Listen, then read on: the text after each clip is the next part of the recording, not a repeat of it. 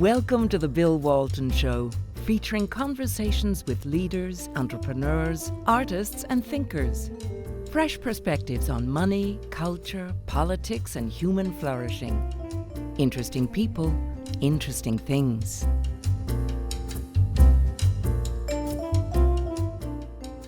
Welcome to Common Ground. We're exploring a new format that I'm roughly calling off the cuff, which is where we bring in guests instead of the studio. We bring them into our lives via computer, specifically the app Zoom. And it allows us to get into business, get into action a lot quicker, which is very important, particularly when things are fast moving. There's a real explosion in Washington now post Helsinki with the press conference that Donald Trump had, and basically said he thought Russian intelligence was doing a better job than U.S. intelligence, and he had to walk that back and should have. But there's a lot going on here with Russia, and it's not as simple as the hysteria that we're seeing on the partisan side. In fact, Republicans are acting a little bit hysterical too. And with me to dig in to this deeper is Herman Perchner, and Herman is the founder of the American Foreign Policy Council. I only had that memorized 53 times. American Foreign Policy Council. He founded it about 30 years ago and remains CEO. And Herman is one of the country's leading experts in Russia. You've been there, 70 times in the last 30 years or so? Yes. And, Herman, let's kick this off with some stunning stuff that's being said and written now.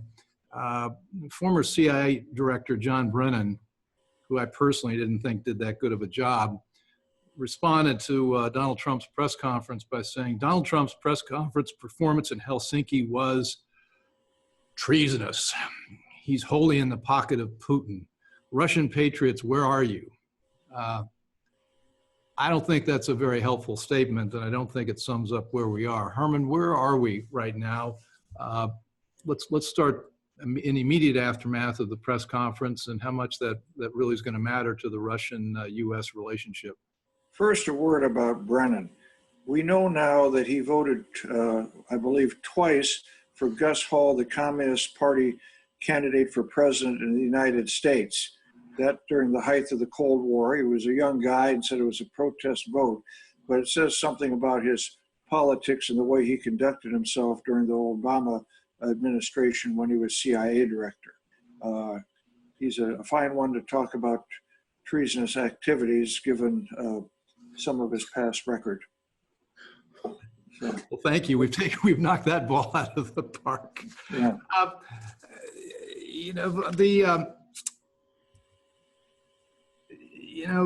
As you pointed out many times, the thing to understand about Russia is it's run by the KGB. I mean, the communist or the Soviet Union is no longer running it. It's Russia now, but you still have the same people. Could you describe what the leadership of Russia is today? During the communist period, the Communist Party was supreme, but also the KGB and the army were legs to that three-legged stool.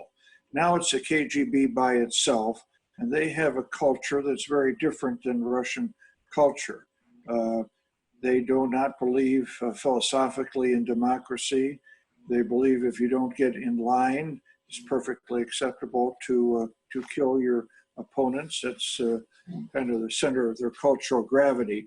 So I think when you talk about Russian interest, you can't talk about the leadership of Russia today. I think the interest of Putin and the KGB is substantially different than the interest of the Russian nation and the Russian people. Well, and you don't see Putin as all that different from Stalin. Well, there is a difference. Stalin killed about 20 million people. It's just a staggering number. Yeah. And Putin's criticism of Stalin, as has been explained to me, is that you didn't need to kill so many people to terrorize your population and keep them in order. If you can kill select 100 in gruesome fashion and publicize it, everybody else will be scared enough to get in line. And so far, that's worked for him. So the only difference is that Putin thinks he's more efficient. Yes. that's that's chilling. Uh, the the other thing about Russia is they don't seem to be. We've talked about this with regard to China. They don't seem to have a rule of law in Russia, and they don't. And we're over there talking Helsinki about pledges and deals and agreements. It doesn't seem like we can expect much out of them in terms of making an agreement with us and then keeping it.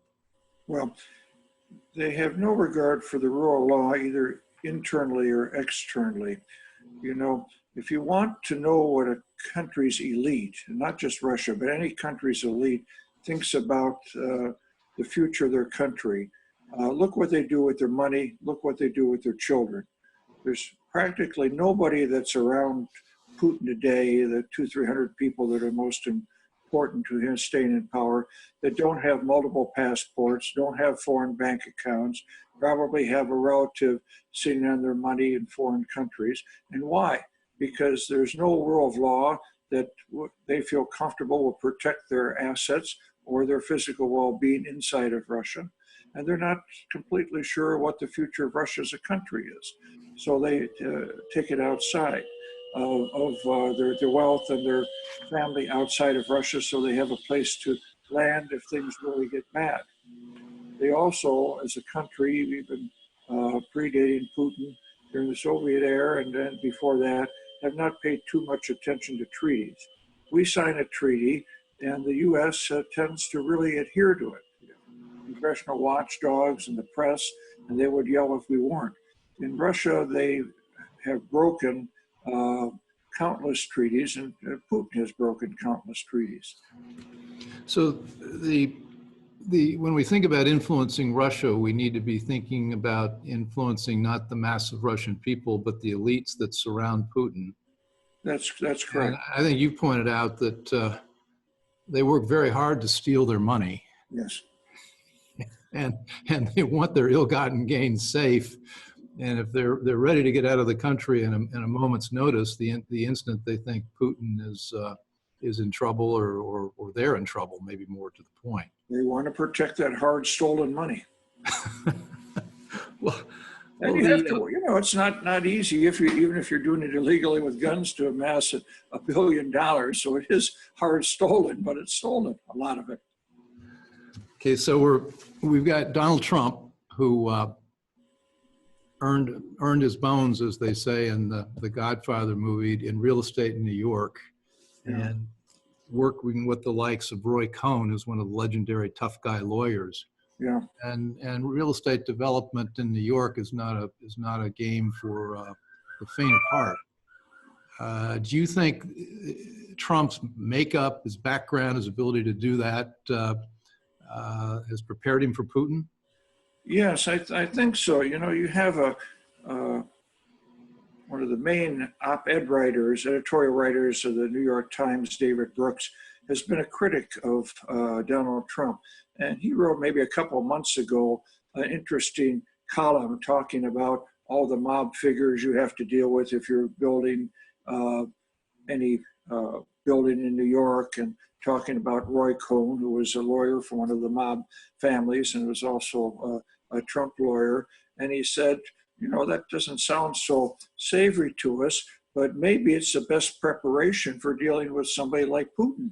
And maybe he can do it better than those of us that sit with Ivy League degrees and make pleasant talk in our private clubs or our golf courses. Well, I had some dealings with Trump back in the late 70s. I was a baby banker, and we were working on financing his foray into Atlantic City, and he had a partnership with Jay Pritzker, who was one of the great financiers and very, very imaginative, interesting man. And I went on their jet, I can't remember whose it was, to visit Atlantic City, and we went to one of the casinos under construction. And the only thing that had been done was they had the superstructure and they had the floors poured. And so we went up in the elevator. We're on the 5th or 6th floor, I can't remember. And I'm walking along. I'm 28 years old with these guys who supposedly are masters of the universe. And I'm saying, have you noticed that these floors are waving up and, I mean, they're poor, they're not level. I mean, there's like a 6-inch difference in this and that and the other thing. And they said, well, yeah, the concrete's all in Atlantic City is all controlled by the union guys. And I said, well, okay, so what do you want to do about that? And he said, well, you're a smart young guy. Why don't you go negotiate with them?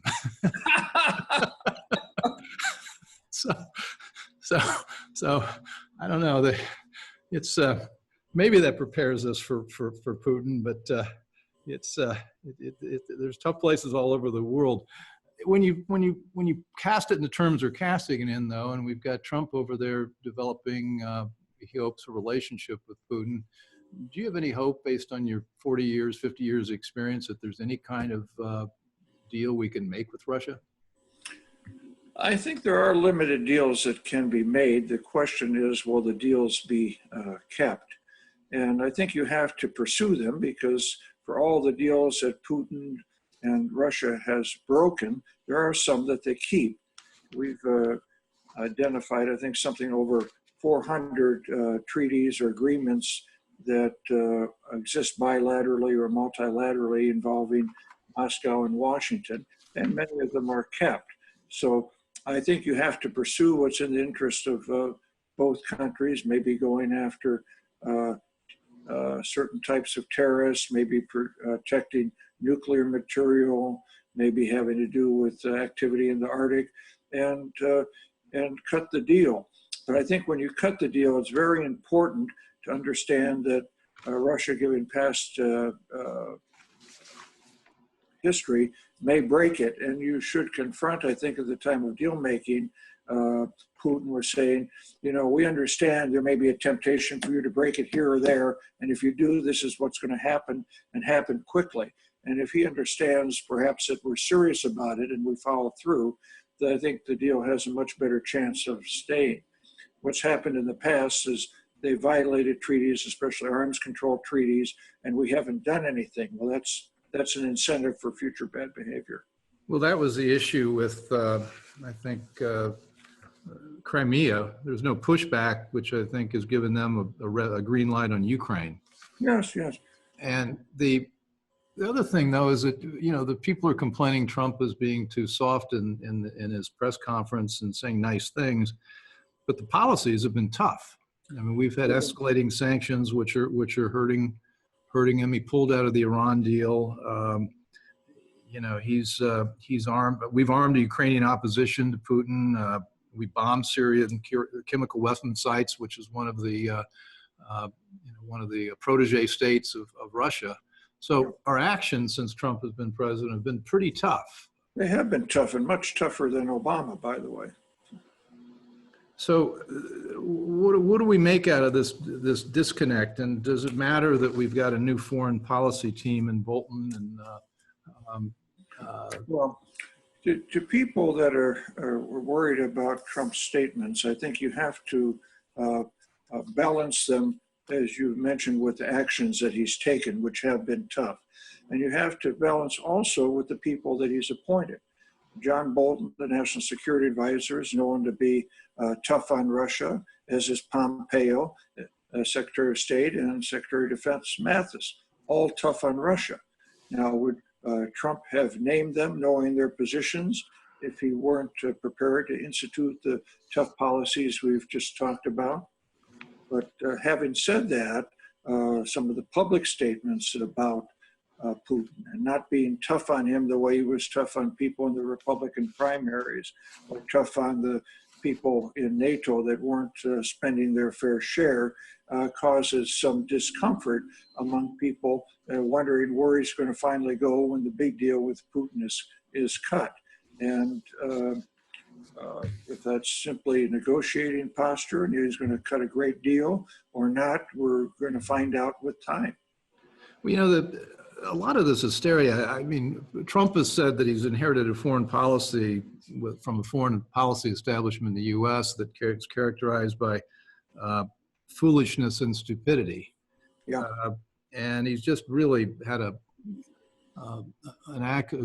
he's gored the foreign policy establishment big time. And I think you look at the lineup of people who are against Trump: Comey, Brennan, Clapper, the whole crew and even a lot of the Republican people that have been appointed, he's really just been saying, you guys have not been getting the job done, I'm going to do it. And it reminds me that there was a saying back in business school when people were talking about risk taking and business decisions, and they said, we're in a big corporation.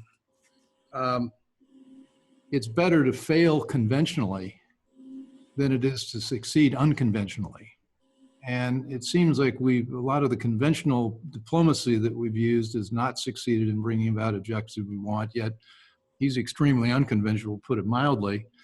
And there's some chance he might succeed. I mean, he might succeed with North Korea. I think there's a good chance of that. He's resetting the relationship with China. A lot of turmoil there, but I think there could be a good outcome. I sort of like this disruptiveness because I think it might actually bring about some good change. Well, business as usual isn't going to cut it.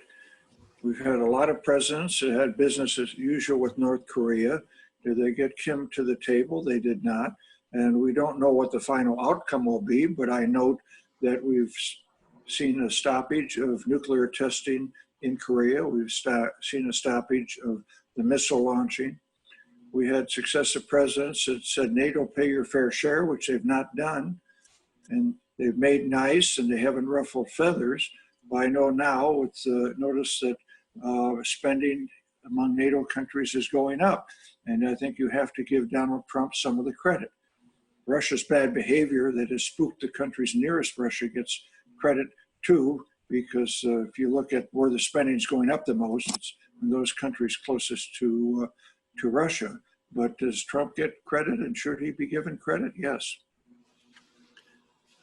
So let's put you in the room with the president, and you're advising him in the aftermath of this contretemps with Helsinki. What are you telling him to do now? Well, I think they've set in motion working groups to explore where common interests can be met by a given deal. And the areas on the table under discussion are reasonably well known. Certainly Syria, certainly Ukraine, certainly North Korea, certainly types of arms control. And I think my main advice would be, if your team comes up with a deal, make sure they've gamed out how Russia, if Russia should so choose, would violate that deal, and let Putin know ahead of time you're going to sign it. But if he goes down the road of violating it, there'll be swift action on the U.S. and even say what the U.S. action might be. Not just signing the paper, it's the deal after the paper's signed. Well, you've written on this, and one of the great things you said about Putin is you got to be firm with Putin. You got to push back, because Putin's the type of guy whose appetite is increased by eating. Yeah, it's a provocative weakness. If he senses he can get something for nothing, he wants more. I think you make a very good case that had there been a reaction from the international community, a more serious one, when he went into Crimea, he might not have launched the invasion of eastern Ukraine. And for all his talk about it being separatist, you should remember that that is financed by Russia. The officers directing the military operation are Russian. It's Russian equipment. It's Russian directed. It's a Russian invasion of Ukraine.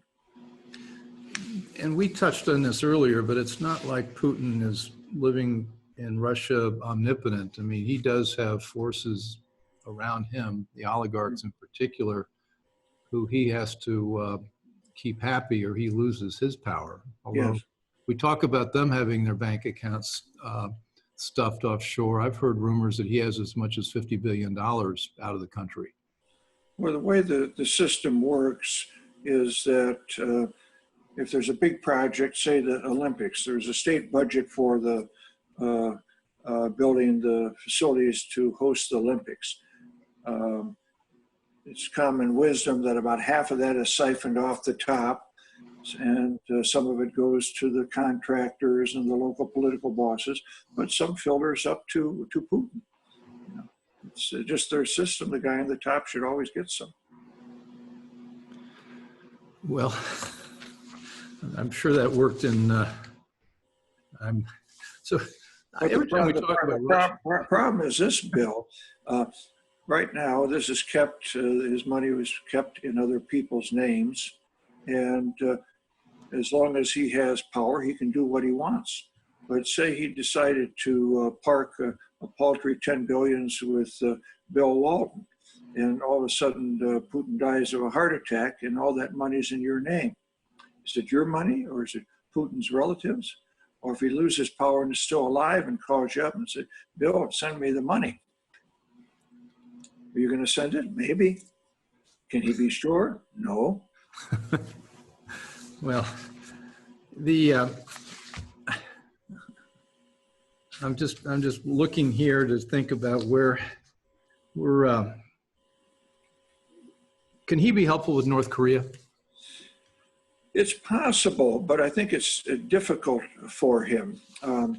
It's difficult for this reason. Part of his coalition of KGB officers are making money because they're teamed up with North Korean KGB equivalents that take essentially slave labor to go in horrible conditions in Siberia to mine gold, and all the profit then is split among the intelligence agencies with practically nothing being paid out in labor.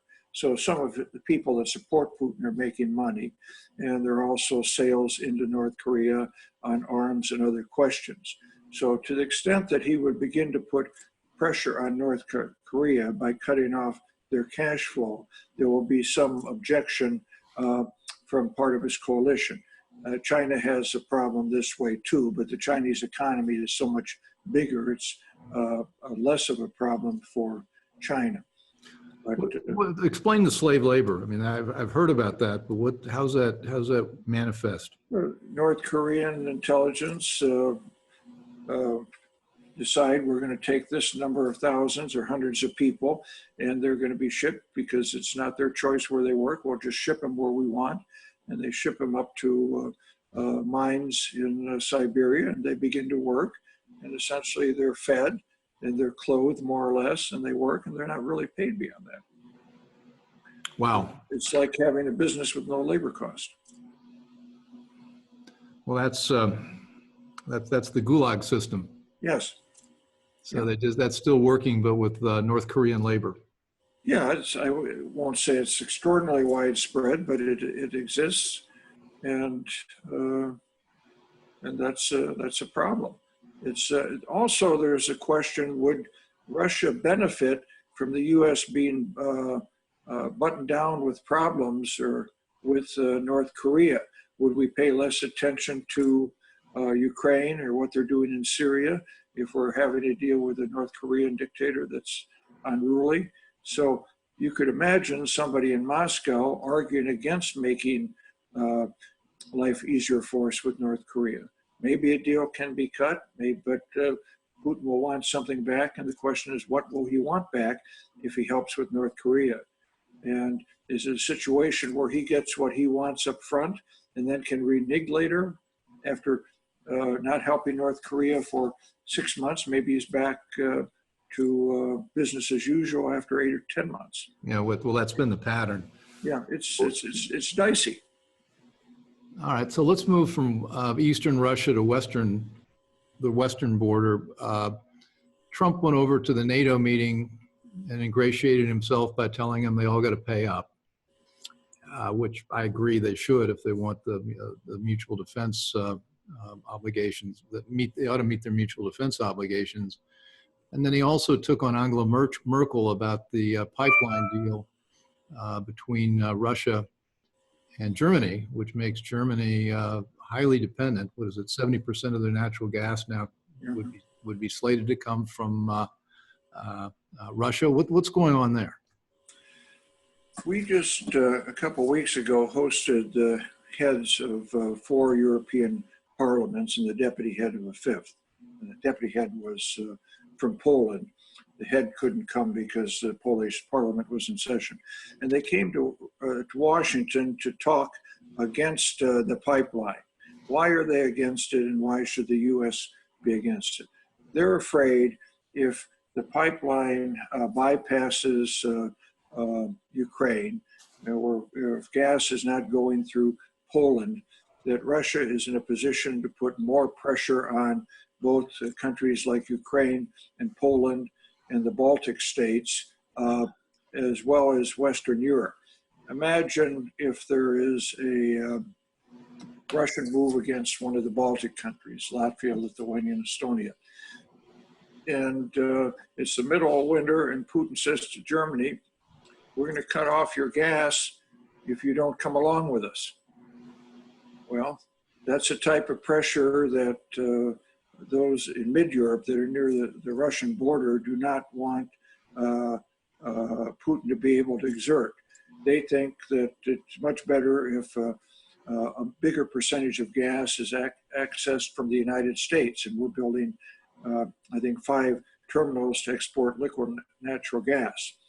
So I think both from the standpoint of not making Western Europe overly dependent upon Russia, and from the standpoint of boosting U.S. exports, the Trump administration has had a very good policy against this Nord Stream 2 pipeline. It raises the question, though, if they're doing that much, Germany and Russia are doing that much together, is NATO obsolete? Well, it depends how you view the threat from Russia. If you're in a country like Poland that has been invaded many, many times by Russia, been part of the Russian Empire, same with the Baltic states, you certainly don't think NATO is obsolete. You think that's the only way to defend your borders, because you can't do it by yourself. And everybody talks about Ukraine, but it's important to remember that the Scandinavian countries like Sweden and Finland are upping their defense efforts too, because of Russian incursions into the territorial waters with submarines, because Russian bombers have gone into their defense zones. If you're close to Russia, you don't think NATO is obsolete. You think that's the way you can live peacefully within your borders without having a heavy Russian influence, if not something worse, namely military occupation. So the Germans don't live right next to the border. And so they're figuring they've got some buffers and they can think longer term, and those are not their issue. The Swedes' issues of Latvia, places like that, they have different problems, and Germans have their own problems, and Angela's getting for the Germans what the Germans need. There are people in Germany that echo that point of view, but when borders start being changed by force, when international agreements are en masse torn up, the instability is not good for the business and prosperity in Western Europe. And should, for instance, Poland fall again under Russia's sway, then Germany would have the border with Russia. Well, we're treating Russia in sort of Cold War terms as this massive, monolithic, powerful state that, but you look at Russia and its economy is not, it's like what 20th of our size, and you know, by comparison to China, Russia's economy is relatively small, and also you look at the demographic problems they have in Russia. There's massive problems with alcohol and drugs, and there's you know, you go to the malls in Moscow and it's beautiful, but you look beyond or behind that a little bit, and there's a hollowing out of the society in Russia, is there not? All that is true and more. The long-term trajectory for Russia, based on what's happening under Putin's rule, is extremely bad. But for as weak as the Russian economy is, they have a big nuclear arsenal, and they've shown the willingness to kill people and expand their borders by force. The North Korean economy is much smaller than Russia's, but we worry about them because of missiles and nukes and unpredictability. Would they actually use them? We've concluded they might, and that's why we worry about North Korea. We worry about Russia because they've gone into Georgia to change borders. They've gone into Ukraine to change borders, and they may do it to other countries. Okay, final word for you. Circling back to where we started, the infamous press conference, does it have any significance long-term or short-term, or do we just hit the reset button? I think people were rattled, many of them, by Putin's or Trump's gut reaction not to defend his own intel community and to give sway to the arguments of Putin saying he wasn't involved in disturbing the elections. Walking that back, I think, has helped, but probably some doubts remain, and people will be watching both in the U.S. and other countries, will be watching very closely the actions of the United States. If they continue to be tough, as they have been against Russia, then I think this will be long forgotten. But if there's any indication that they're going in the other way, then this comment at the press conference will be shown over and over again. Herman, thank you. We'll stay tuned. We'll watch this closely, and I'd like to have you back on to talk about things as they develop further. And as usual, thanks for your insights, and I'm glad you're on our side. Bill, it's always a pleasure to talk with you. Okay, Herman Perchner, always wise man, as usual. Thanks, Herman. Thanks for listening. Want more? Be sure to subscribe at thebillwaltonshow.com or on iTunes.